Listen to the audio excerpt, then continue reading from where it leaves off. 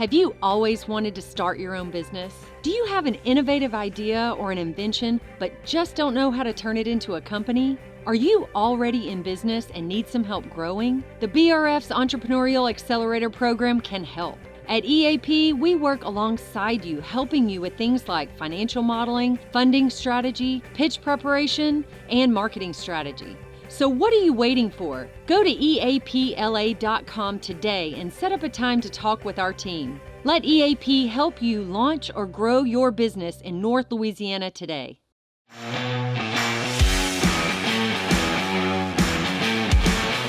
Welcome back to On the Cusp. I'm happy to have my co-host Matt Snyder back with me, and he's brought in one of his good friends, and I'll let you introduce him. Man, we're getting deeper into this thing, and now I feel like we've got where we're getting to bring in some people that I've always wanted to have these discussions, and some of these discussions we've had and some of them we haven't, and it's really cool to do some of these discussions on the podcast. And William O'Brien's a guy, for a young guy that I've known for years now, that I really look up to what he's doing in town, and I wanted to bring his story and kind of share it. So William O'Brien, O'Brien Energy, and a lot of other companies redoing a cool building on Texas Street right now. Yeah. Tell us a little about what you got going on. No, I appreciate that. Thank you for the introduction.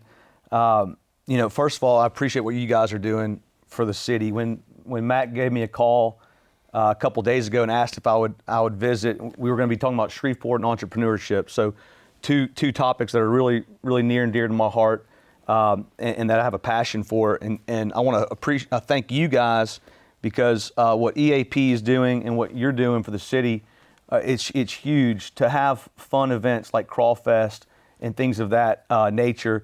Those are, in my opinion, that's a really important part of Shreveport thriving. Well, thank you. It is really important to have fun things to do. So thank you for what you're doing. Thank you for what you're doing with entrepreneurship here in Shreveport. And so I'm glad to be here. I appreciate the opportunity to come talk about it. And I do want to make a quick correction. So O'Brien Energy, that's really a business that my father started about 20 years ago in the late 90s. And that still does exist today. And I'm still on the board of that company today. But I've really totally separated myself from that business. So over the last couple of years, I've started about a half dozen different businesses, and we can talk.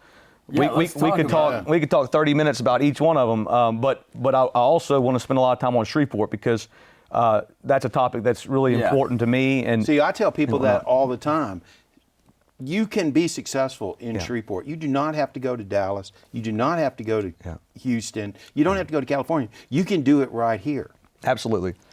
Yeah, that's right. And Matt asked me to think a little bit about that a couple days ago. And at the end of the day, it's where do you want to live? It's the type of lifestyle that you want to live. Okay, and so. And for me and my wife Jory and our family, this is the exact lifestyle that we want to live. And I'd like to open that up a little bit. So what does that mean? Well, in Shreveport, you have, it's all the little things. You have no crowds, you have no lines, you have no traffic.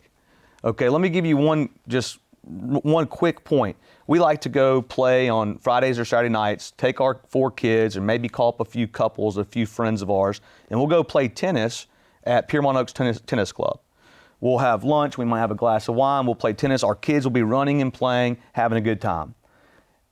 We've done it 100 times. Not one time have I ever had to call for a court reservation, okay? In Houston, if you're a member at the Houston Racquet Club, the most popular racquet club there in Houston, you have to call days or weeks in advance for reservation.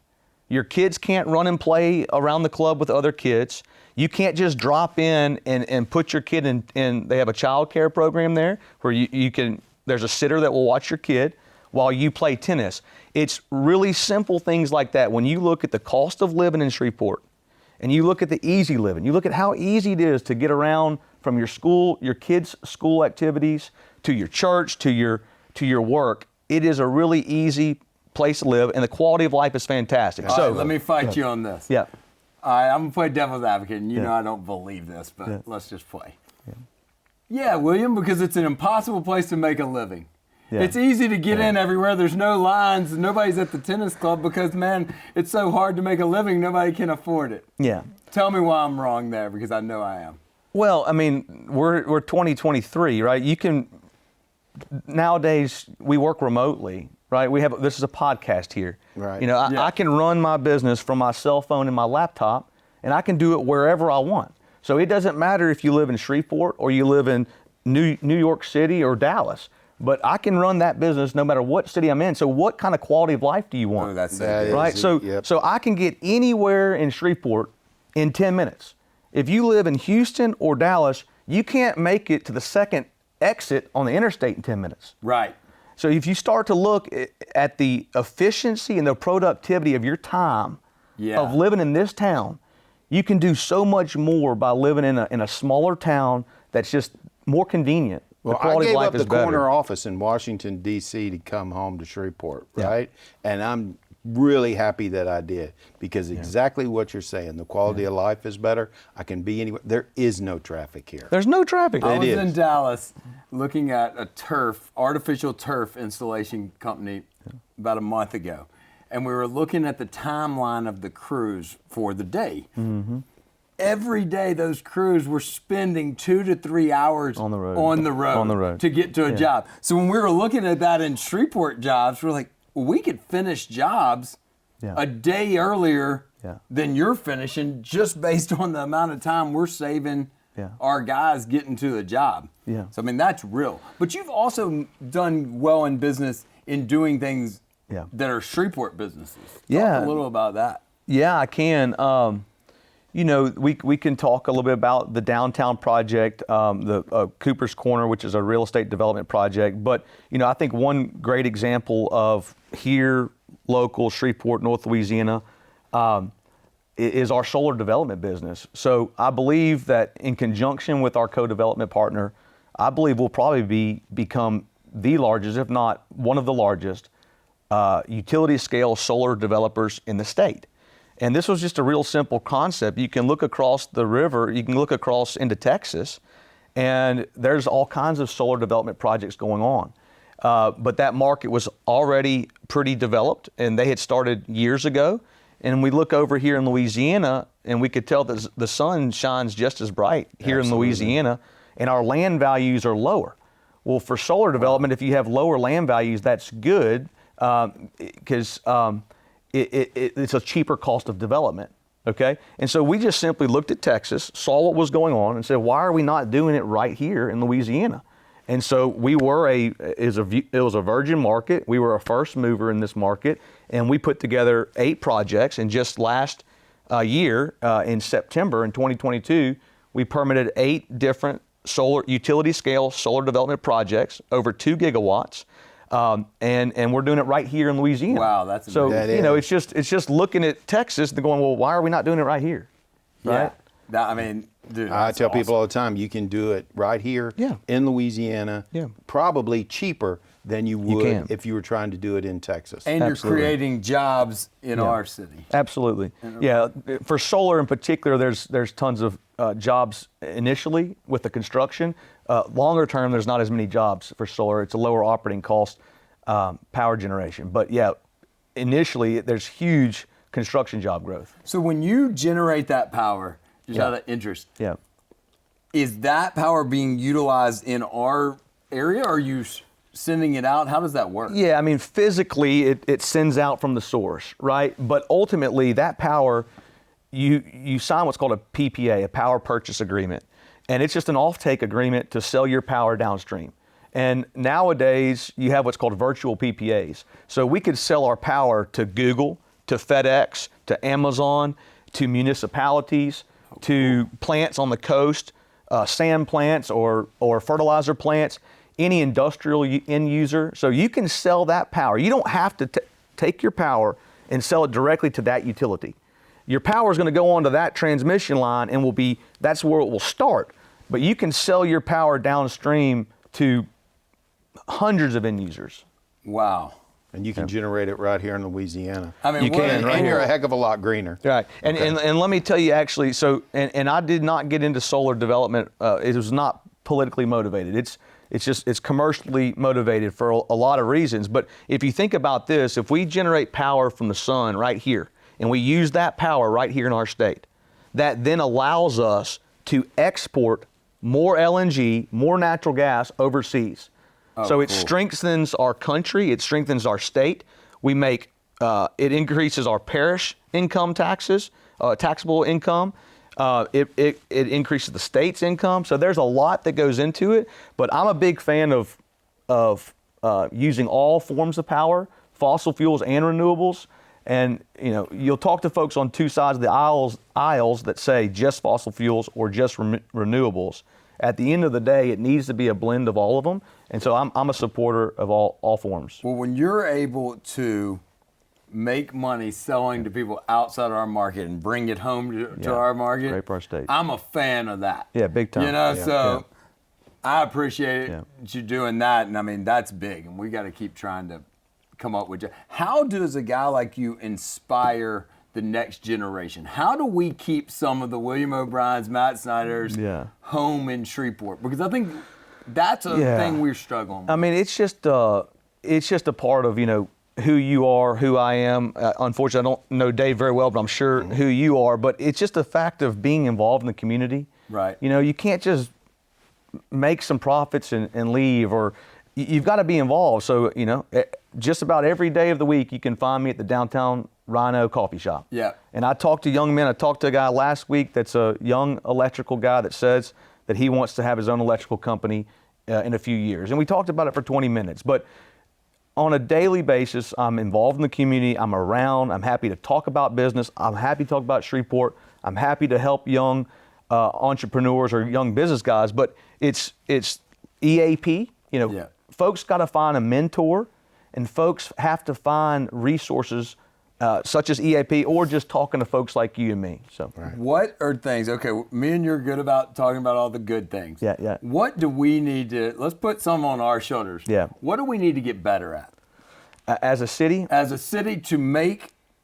As a community, it's not. Let's don't. As a community. As a community. Us as a whole. Yeah. What do we need to do to where there's more guys like y'all, okay, that are willing either to move back, like you said, you can be anywhere. Yeah. Right now. Well, there's two things, and actually I'll make it a third thing. So at the top down, it's our income taxes, right? You have so many wealthy people moving to Texas for zero income tax. And I heard that Arkansas is very close to going to zero income tax. It's going to be really difficult for us to compete as a state. We've been seeing it for the last 20 years.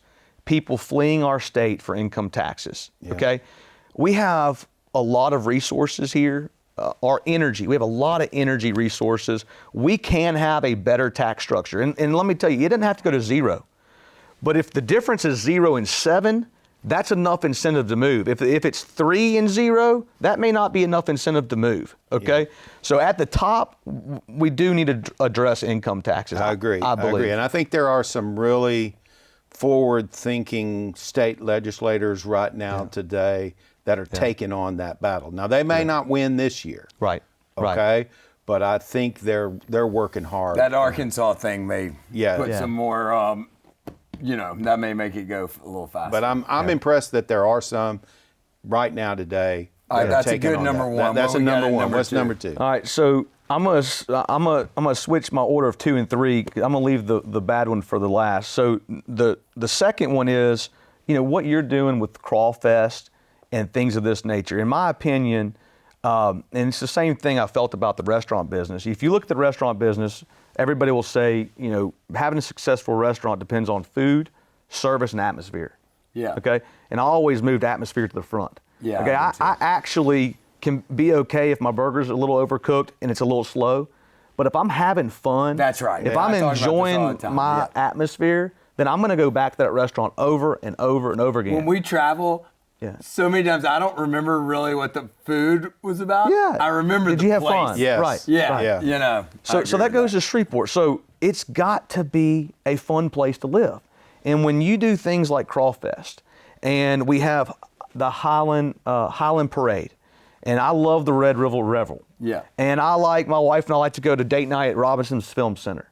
and we love Piermont Oaks, and you know, if we're having fun in our environment, then we want to be here. Yeah. Okay. And so having, doing fun festivals, fun entertainment. And there's fun things. Yeah. There I are. think we got to get better at highlighting those fun things to Yeah. new people and Yeah. to people looking at the market. Too. Well, it's Because kinda you're like we've That's talked That's a about- fun day you just Yeah. laid out. But we Absolutely. always talk about that. It's the fun, great things that are, way down the page. They're not up top. Right. Okay. Right. Yeah. When you turn on your browser. Well, everything doesn't have to compete with that every day. It takes all those items together to make a fun city. It's not competition. Right. It's yes. I like to say it's yes and all. Yeah. Instead of no or either. Yeah. Let's have it all. Yeah. And, Yeah, and then the bad thing. The third one is a touchy point, but I think it should be said because I think we got to stop this movement. But when you can see stats that to have a thriving city, you have to have a strong city center, and I can tell you that the answer is not moving 15 miles south of town. That is not the answer. Whether that's your business moving or your home moving, and I see examples every day of people moving their home or their business south of town. It's ignoring the problem, okay? We have to have a strong city center. So what do? Go talk to your city councilman. Go talk to your civic leaders. Go talk to the police. Get involved with the homeless shelter. Give to the homeless shelter. There's a man that is on the corner every day of Louisiana and Texas, and he's a homeless man that bothers everybody. Well, go learn his name. His name is Vincent. Go talk to him. Help him get into a shelter. Give the shelter some money. It frustrates me that everybody just thinks that moving is going to fix the problem. It's not going to fix the problem. It's going to get worse because you can't just you cannot rebuild the city of Shreveport, the downtown city of Shreveport. You can't rebuild it south of town. You can't. No. So we've got to help build the city center. That is such a great point. I'm guilty of that in a lot of ways too. But that's why I love you. And that's why we have to bring these things to light. Because it is easy. Yeah. I'm guilty. Yeah. It is easy to say Providence is awesome. Yeah, The Southern Loop it is. an easy It is great. lifestyle. Yeah, it's but great. you're right. If we ignore, and I'm gonna say that you can have both because that's You who can. I am. I believe you can. Yeah. If I move like I did out of Spring Lake into South Shreveport, I still have a responsibility to support the center of the city Absolutely. and to fight for it. Yeah. Because I agree with you. Yeah. South Shreveport will suffer Yeah. if the city as a whole Because ultimately, falls that's right. apart. Because ultimately, the whole town. Yeah, that's right. Yep. That's right. Definitely The will. people that have talked about, leaving the city and all that, I am 1,000% against even that thought process. Well, guys, this has been great conversation. William, thanks for coming. Yeah, thank you. Appreciate it. You've really given us a lot love to it. think about, okay? And I appreciate it, man. Thank you, Thank guys. Thanks for what y'all are doing for the city. No, thank you.